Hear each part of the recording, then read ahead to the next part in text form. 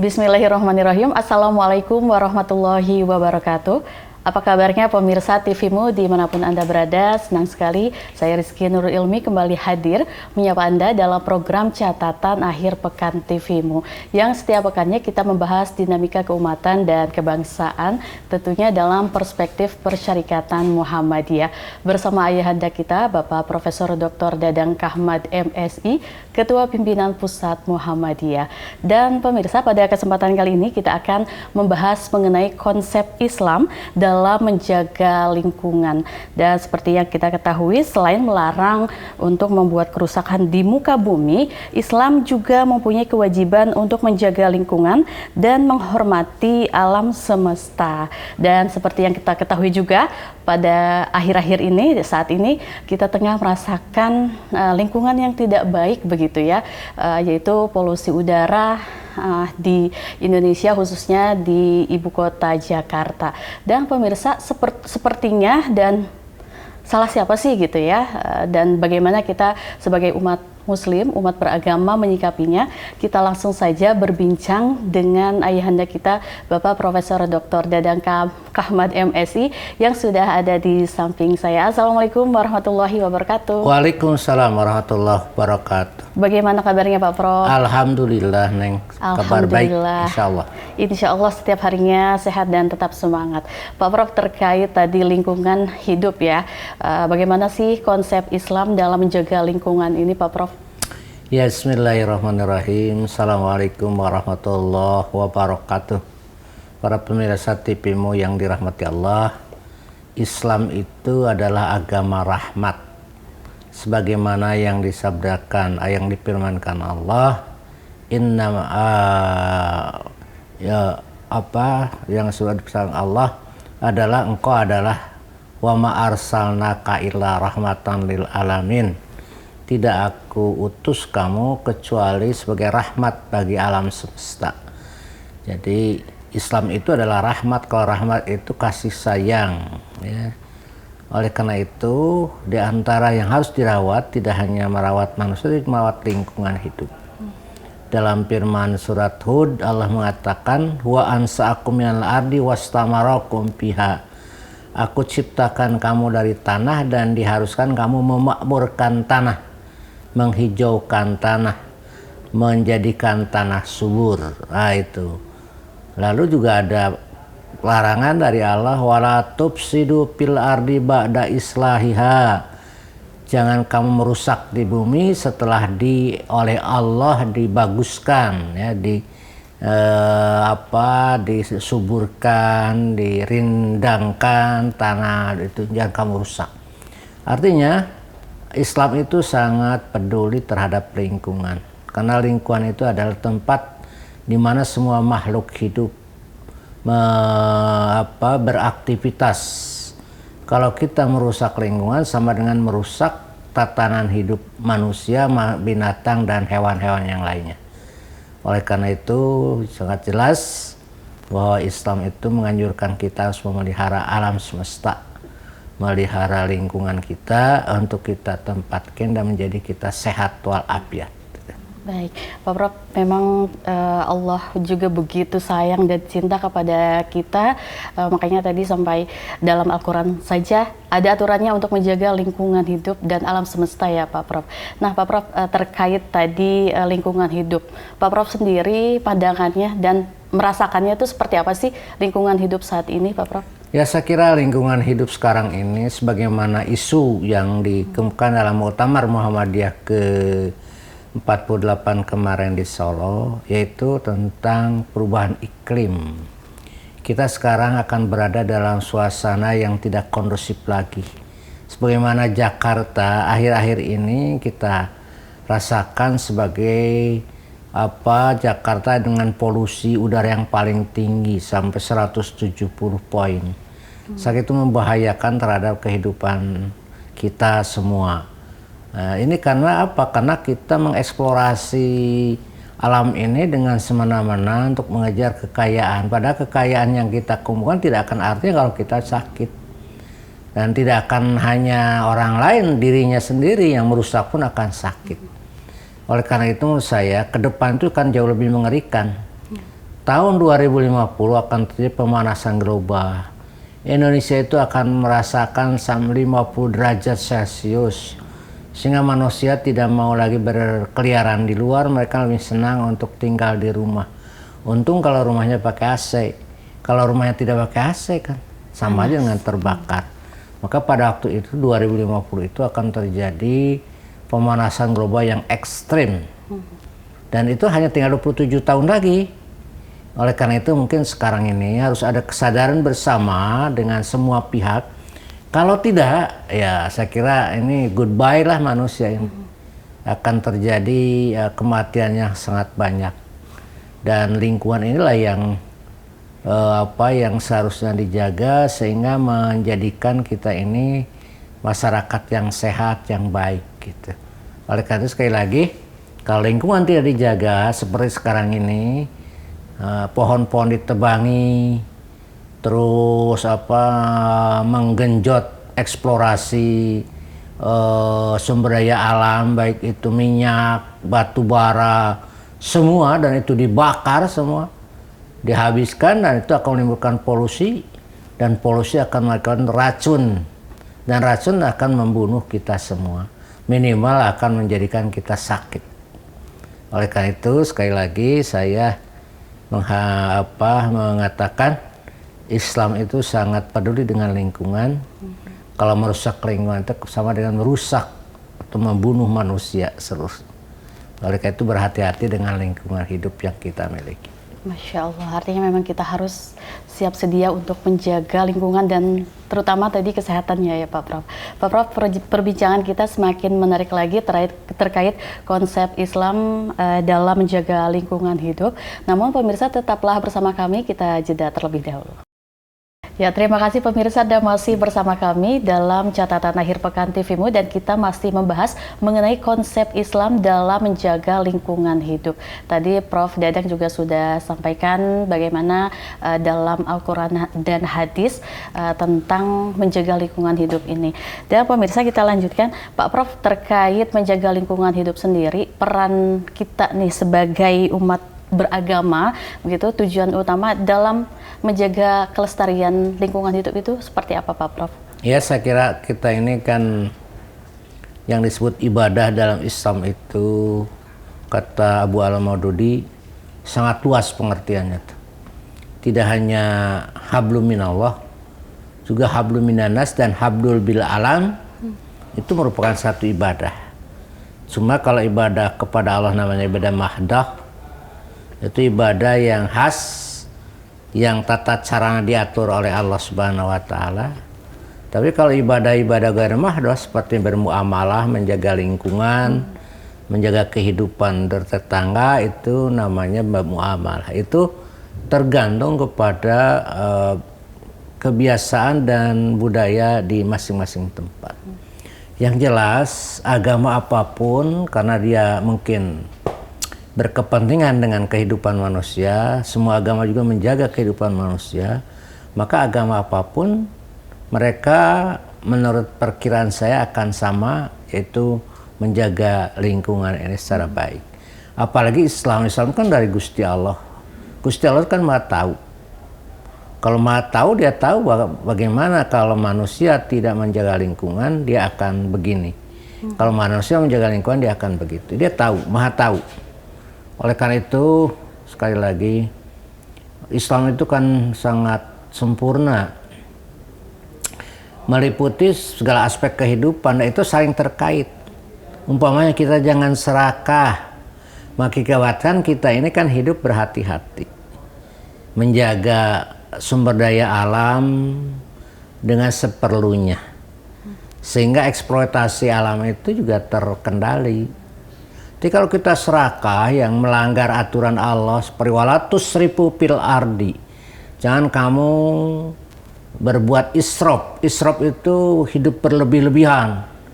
Kalau ingin kaya raya yang sudah uang ratusan triliun masih kurang kaya, dia eksplorasi bumi ini sedemikian rupa, bahan bakarnya dieksploitasi macam sangat kuat untuk dikonsumsi pada kendaraan maupun pabrik-pabrik, hutan-hutan dibabat untuk kayunya dijual, dan semua isi bumi diangkat. Yang seharusnya untuk 100 tahun habis dalam 10 tahun. Itu keserakahan. Dan keserakahan itu dilarang oleh agama. Yang dianjurkan oleh Islam itu kesederhanaan, ya. Menjaga keseimbangan atau tawazun. Kalau tidak seimbang ya akhirnya rusak alam. Dan kalau rusak susah diperbaiki. Allah itu membuat persediaan untuk manusia itu jutaan tahun yang lalu. Apakah itu fosil minyak, fosil batu bara, fosil emas, gitu. Itu jutaan tahun lalu di bumi. Sekarang eksplorasi, itu dikembalikannya susah, ya harus jutaan tahun lagi. Termasuk hutan-hutan yang ada di Kalimantan, di Papua, di Sumatera. Itu kalau dibabat, untuk menumbuhkan lagi itu puluhan tahun. Saya kira menurut saya kejahatan yang sangat luar biasa kalau kita merusak alam ini, merusak lingkungan ini. Karena bukan hanya membunuh per orang, akan membunuh ratusan, ribuan orang. Dan lingkungan hidup itu tadi ya Pak Prof. Makanya agama itu saya kira betul-betul mengecam orang yang merusak bumi. Kira itu. Baik, Pak Prof, pertanyaannya yang agak nyeleneh sedikit nih. Tadi kan Pak Prof juga menyampaikan tentang eksploitasi, eksplorasi begitu, yang mungkin bisa dilakukan oleh pemerintah dan pihak swasta begitu ya Pak Prof. Nah kalau dari Pak Prof sendiri nih pandangannya, apakah hal ini salah mereka atau salah kita semuanya atau bagaimana Pak Prof? Jadi pemerintah memberikan konsesi. Konsesi itu izin untuk mengeksplorasi. Dan izin itu diberikan kepada orang-orang yang mungkin tidak peduli terhadap masa depan, tidak peduli terhadap lingkungan. Lihat aja sekarang, mereka diberi konsesi untuk mengeksplorasi hutan sekian ratus hektar, juta hektar. Mereka diberi konsesi untuk menggali batu bara sebanyak-banyaknya dan ekspor. Mereka diberi konsesi untuk mengeruk pasir laut lalu dijual ke Singapura, dijual ke negara-negara lain, dan itu merusak lingkungan dan ekosistem di laut. Itu semua kejahatan-kejahatan, semuanya terlibat. Baik itu pelaku, pemberi izin maupun itu. Dan itu yang paling mengerikan kita. Hasil penjualannya itu tidak dipakai kembali ke Indonesia, tapi disimpan di bank-bank luar negeri. Malah di luar ya Pak? Sehingga ekspor kita batu bara, ekspor kita nikel, ekspor kita kayu, itu semua tidak ada yang kembali ke sini. Tapi katanya disimpanlah di bank-bank luar negeri. Devisa itu, kan itu satu kejahatan multi, ya kejahatan yang berlipat-lipat terhadap lingkungan. Oleh karena itu Muhammadiyah membuat yang disebut dengan lembaga lingkungan hidup. Itu untuk menjaga, memberikan edukasi pada masyarakat, termasuk gerakan-gerakan bagaimana melestarikan, menghijaukan kembali tanah-tanah tandus, memberi nasihat kepada orang-orang supaya jangan mengeksplorasi bumi ini secara semena-mena. Itu mungkin. Baik Pak Prof, Masya Allah. Terima kasih Pak Prof atas penjelasannya. Namun kita jeda terlebih dahulu Pak Prof. Tetaplah bersama kami pemirsa dalam catatan akhir pekan TVMu. Terima kasih pemirsa, Anda masih bersama kami dalam program Catatan Akhir Pekan TVMu, dan kita juga masih membahas mengenai konsep Islam dalam menjaga lingkungan hidup. Kita langsung bertanya kembali, Pak Prof, tadi Pak Prof sudah menyinggung sedikit mengenai adanya peran Muhammadiyah dalam menjaga lingkungan hidup melalui lembaga lingkungan hidup di Muhammadiyah. Nah Pak Prof, sikap dan tindakan kita sebagai umat beragama memang seharusnya seperti apa Pak Prof, khususnya dari Muhammadiyah? Muhammadiyah itu kan gerakan dakwah amar ma'ruf nahi mungkar. Dalam hal ini, dalam hal konteks lingkungan hidup, Muhammadiyah juga harus berperan bagaimana dakwah dan menyuruh mereka memperbaiki lingkungan dan melarang mereka untuk merusak lingkungan. Itu dakwah Muhammadiyah. Oleh karena itu, betul kita sudah mempunyai lembaga pelestarian lingkungan hidup. saya kira bagus. Itu ditingkatkan peranannya seperti apa, minimal kita memberikan nasihat kepada pemangku kekuasaan yang punya wewenang untuk bisa menangani lingkungannya sebaik-baiknya. Mereka itu terus terang aja baru terkejut ketika Jakarta sebagai kota yang paling jelek dalam tata udaranya, kebersihan udaranya, polusinya yang sangat tinggi di seluruh dunia. Baru sadar. Oleh karena itu baru terkejut, ya kenapa tidak terpikir oleh mereka mengenai bagaimana pengendalian menurut itu. Dan saya kira ini mungkin kelalaian daripada pejabat-pejabat yang menangani masalah ini.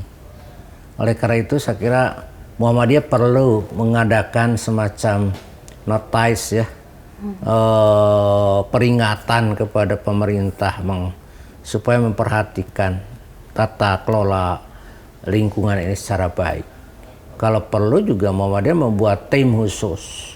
Lembaga lingkungan hidup itu membuat tim khusus bagaimana memberikan task force, contoh kepada masyarakat untuk katakanlah penanganan sampah. Coba Muhammadiyah punya ide apa penanganan sampah? Apakah tiap rumah mempunyai penanganan sampah sendiri? Ada semacam bank sampah cubluk gitu, atau apa ya, loba atau apa itu semacam lubang atau apa? Dan setiap sampah organik itu dimasukkan ke sana. Dan sampah-sampah yang anorganik yang tidak bisa teroleh tanah dikumpulkan, dan itu kan bisa direkayasa lagi oleh pabrik sehingga menjadi barang-barang baru. Katakan plastik akan bisa jadi lagi dari tadinya kantong plastik menjadi sendok, menjadi piring, menjadi yang berguna lagi, di recycling ya, diitukan kembali. Ini Muhammadiyah perlu ada secara jelas ya. Baik. Mengenai bagaimana bentuk gerakan. Nah, ya itu jangan menumpang ke sana numpang ke sini. Dia harus punya ide apa? Katakanlah gerakan itu memberi contoh sebuah kampung Muhammadiyah yang menjaga lingkungan hidup. Tata kelola sampah, terus juga cerobong asap, macam-macam aja. Harus dipikirkan. Dengan berbagai banyak strategi ya, Pak Prof. Pak Prof, kita sudah di penghujung acara. Barangkali Pak Prof bisa menyampaikan pesan kepada para pemirsa khususnya dan juga kepada para pemerintah dan pejabat terkait dengan menjaga konsep Islam dalam menjaga lingkungan hidup ini. Silakan Pak Prof. Ya, saya kira kepada semua saja, baik pemerintah harus seriuslah menangani lingkungan hidup ini. Bapak-bapak kan punya wewenang, punya semacam keputusan yang bisa menyelamatkan lingkungan ini. Yang kedua, kepada semua pihak, coba kita perhatikan. Itu ada ayat Quran, wa qul wasru wa la tusrifu. Innal mubazirina kanu ihwanus syayatin. Ini mengharapkan kita untuk selalu berhemat, ya, jangan berlebih-lebihan. Wudhu saja kalau berlebihan itu makruh, ya. Katakanlah wudhu yang mau makan air yang banyak itu dilarang oleh Rasulullah. Segala macam makan terlalu banyak tidak boleh, minum terlalu banyak juga tidak boleh oleh agama kita. Jadi harus melalui ukuran-ukuran yang sudah ditetapkan. Air itu kalau kita berhemat itu akan sangat luar biasa. Sekarang itu krisis air. Di beberapa negara krisis air, termasuk kemarin di Malaysia terjadi semacam pembelian air kemasan dari swalayan itu secara besar-besaran karena mereka melihat terjadi kekeringan. Oleh karena itu kita berhemat air, berhemat udara, berhemat bahan makan, berhemat segala macam, itu akan mengurangi sampah, akan menghemat air menjadi banyak, persediaan tidak akan kekurangan. Oleh karena itu nanti harus ada aturan, umpamanya mencuci teh berapa kali, mandi itu berapa kali, itu harus ada aturan. Berapa ukuran untuk wudhu, itu juga harus ada aturan-aturan sehingga kita bisa mendukung terhadap kelestarian lingkungan hidup yang banyak. Itu nih. Masya Allah, luar biasa Pak Prof dalam konsep menjaga lingkungan hidup dalam Islam ini ya Pak Prof. Tentunya juga tadi tidak boleh berlebihan, harus sederhana, dan kita harus bisa menyesuaikan diri juga bagaimana bisa menjaga lingkungan hidup, karena hidup kita tidak hanya untuk besok saja, karena masih ada masa depan yang harus kita jaga, terutama dalam lingkungan hidup tadi. Dan kembali lagi Pak Prof, terima kasih sekali lagi atas pencerahan dan penjelasannya tadi terkait konsep Islam dalam menjaga lingkungan hidup. Terima kasih juga kepada para pemirsa yang senantiasa menonton tayangan Catatan Akhir Pekan TVMu. Sekali lagi terima kasih, sampai jumpa. Wassalamualaikum warahmatullahi wabarakatuh.